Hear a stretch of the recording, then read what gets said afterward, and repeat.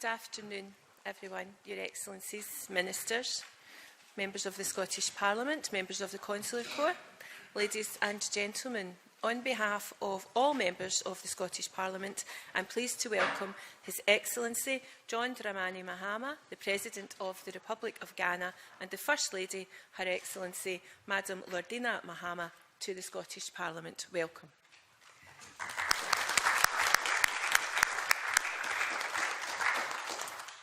Now, I know, Your Excellency, that you have a very busy programme for your visit, so we're incredibly grateful that you took time from your schedule to be here to address members of the Scottish Parliament. I also know that you will receive an honorary degree of Doctor of Laws from Aberdeen University tomorrow morning, and for that I would like to offer congratulations on behalf of the Scottish Parliament. It's fitting, I think, that you're visiting us this week as we celebrate Commonwealth Week, with events being held across the Commonwealth to mark Commonwealth Day, which took place a couple of days ago on the 14th of March. And it's fair to say that the Scottish Parliament is a proud member of the Commonwealth Parliamentary Association, and our members very much welcome the opportunities that this membership brings to build relationships and work closer with and learn from our colleagues in other parliaments. So I very much hope that you enjoy your time here in Scotland and in our Scottish Parliament. Thank you very much.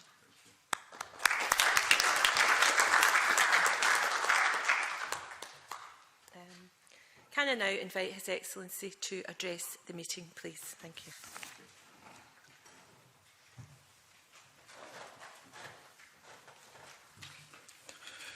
Thank you very much, Right Honourable Deputy Presiding Member. I want to thank you for the privilege to be with you in Holyrood, and thanks to for the honour done myself and my wife to observe the First Minister's question time for the first time. The question time attests to the long-standing democratic tradition of the United Kingdom within the context of a devolved system of governance.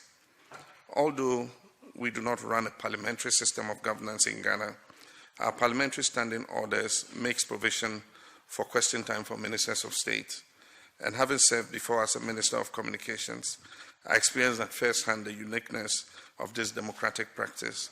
But I must say it does not come anywhere close to the time-tested tradition of the First Minister or the Prime Minister's question time. Right Honourable Deputy Presiding Officer, Ghana and the United Kingdom have built a very strong bilateral relationship that has transcended our historical colonial past.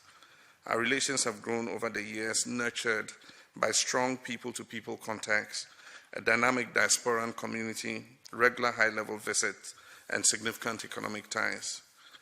I'm therefore positive that my visit to Scotland could further strengthen these relations and see the exploration of even new areas of trade and investment between us. This is a country that has over the years led the world in heavy industries such as steel, shipbuilding, coal mining, and also in oil and gas. Ghana has, under my administration, been on a quest to diversify the base of our economy. This is aimed at transforming us from a primary commodity exporter and import-dependent economy into an export-led, value-added one. In this journey of transformation, Scotland provides us with a good opportunity for collaboration in developing our manufacturing sector. We've already established an impressive collaboration in developing our human resource and management capacity in the oil and gas industry. A growing number of the personnel working in our fledgling oil and gas sector received their training here in Scotland. Since 1926, when Scotland received its first Ghanaian student, many of your institutions of higher learning, including the University of Glasgow, Dundee, and Aberdeen, have continued to provide professional training to many Ghanaians.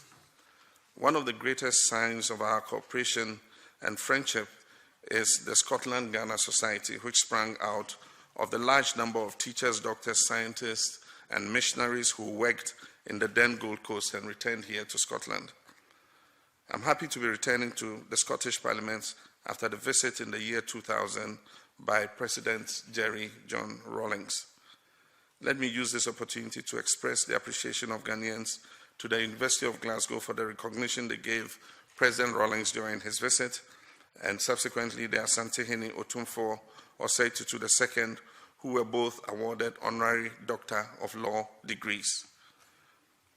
Ghana has played a prominent role in the affairs of our continent, from the process of decolonization to the formation of the OAU, the process of continental integration to the significant success in implementing the Millennium Development Goals. It is my determination to continue this tradition in maintaining Ghana as a model of democracy and constitutional governance in Africa. We will work to deepen the process of regional integration and ensure the free movement of people and goods across the region. Africa is an emerging continent with a fast-growing population. We're therefore a continent in a hurry. A ticking youth bulge requires that we speed up the process of economic growth in order that we can provide decent jobs for the large number of young people graduating from our schools every year. Accelerated economic growth, expansion of manufacturing and agriculture will guarantee jobs and staunch the risky flow of young Africans across the Mediterranean in search of new opportunities in Europe. Ghana will continue to be an advocate and actor in international peace and security on the global stage.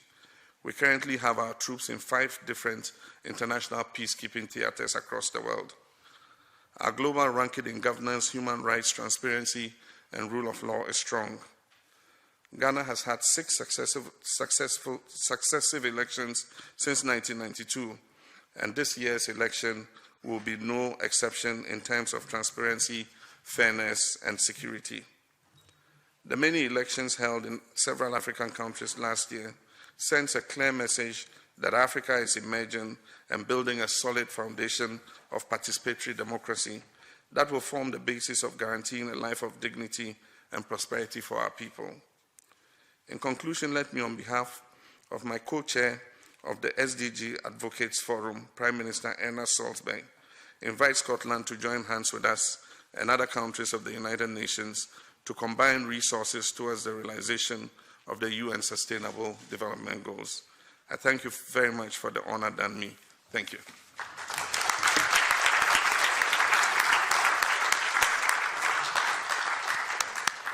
Thank you very much, Your Excellency, for that interesting and informative address to Members of Parliament. Can I now invite our Cabinet Secretary for Culture, Europe and External Affairs, Fiona Hislop, MSP, to respond to the address. Thank you. Your Excellency, President Mahama, First Lady of the Republic of Ghana, Ministers and delegates from Ghana, Deputy Presiding Officer, members of the Scottish Parliament and members of the Consular Corps. Thank you so much for your address and your presence here in our Parliament today. We're very pleased that you've chosen to visit our country, which can only help deepen the friendship between Scotland and Ghana. I know you have a very busy programme ahead with a visit to Aberdeen University tomorrow, where they will host a special honorary degree ceremony in your honour. Your visit is particularly pertinent, as we've heard, given that Commonwealth Day was celebrated 3 days ago on the 14th of March, with both Scotland and Ghana part of this family of nations. The Commonwealth values of humanity, equality and tolerance are universal. And of course, we hosted the Commonwealth Games in 2014 and recognised the part that Ghana played in the success of the event, as well as the success of the initiatives such as Scotland House, Pride House and the Legacy Programme, which aims to ensure benefits of the Games are shared by all. Scotland has always been an outward-looking nation. We want to build links and strengthen ties with countries right around the world, and we appreciate that Scottish economic success will be realised through strengthening our links with the global economy and the opportunities this brings for increasing trade, attracting investment and sharing expertise. Your Excellency, in your inaugural address, you said Ghana should and will be a place where economic opportunities are available to everyone. Here in Scotland, we share the drive for shared economic opportunity. Scotland's economic strategy reinforces our long-term vision for Scotland's economy, which is based on a fundamental principle. By becoming a fairer society, we will also become a more productive and a more prosperous economy.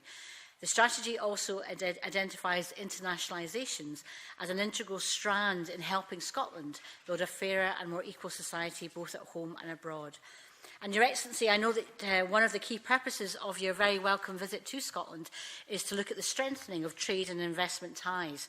And the Scottish Government took an important step in doing that almost 2 years ago when our International Trade and Investment Agency, Scottish Development International, set up its first office in Africa, working out of the British High Commissions in your country's capital city of Accra. You come here at what are very challenging times globally across a range of industry sectors, and governments are working hard to ensure the prosperity of their key industries. Your Excellency, I know that you are working hard to try and diversify your own economy away from key commodities and to do what you can to reap the benefits that your small but growing oil and gas industry will bring. And I'm sure that our visitors here today will be aware of the history of the development of the North Sea and the Global Oil and Gas Energy Centre that is Aberdeen. And whilst we, like you, are inevitably feeling the impact of the lower oil price, we do so from a position of some strength. Strength from our people who have developed and helped bring innovation to the industry over the almost 50 years that we've had exploration and production. Strength from our companies who have adapted and improved the way business has been done in the sector. And strength from our institutions, who continue to build the framework to enable business in Scotland to flourish. For example, the Oil and Gas Technology Centre in Aberdeen. So sharing knowledge, information and technology is vital in that regard. Local content is quite rightly of crucial importance, and no more so than in Ghana. So international companies recognise the importance and mutual benefit of local content and participation. And they want to see that effort they put into training people benefit both the company and the individual they have trained in the future ahead. So forging partnerships between foreign and local entities help build on each other's strengths in pursuit of business. And we in Scotland look forward to helping to grow and encourage greater collaboration between our companies to mutual benefit in this important sector. And the connections between our two countries are not just commercial, but people to people. For example, through academic exchange, such as the University of the West of Scotland's newly established Centre for African Research on Enterprise and Economic Development, and the work taking place at the Centre for African Studies in Edinburgh University, one of the world's leading centres of Africa-focused knowledge and research.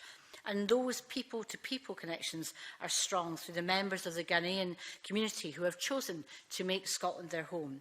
So I'll close on that note, Your Excellency. Listening to your address gave me a renewed appreciation of the depth of the relationships that are being forged between our two countries.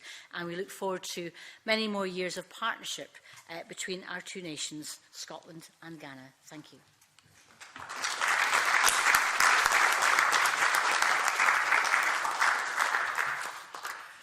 Thank you very much. Can I once more warmly thank His Excellency John Dramani Mahama and the First Lady, Mrs Lordina Mahama. I understand it's your first visit to Scotland, and I do hope it will not be your last. Can I also thank Fiona Hislop, our Cabinet Secretary for Culture, Europe and External Affairs, for her response to the address, which covered many areas of mutual interest. Thank you very much for that response, Cabinet Secretary. Once again, Your Excellency, I really hope you enjoy your time here in the Scottish Parliament and also the rest of your visit to Scotland. Thank you very much.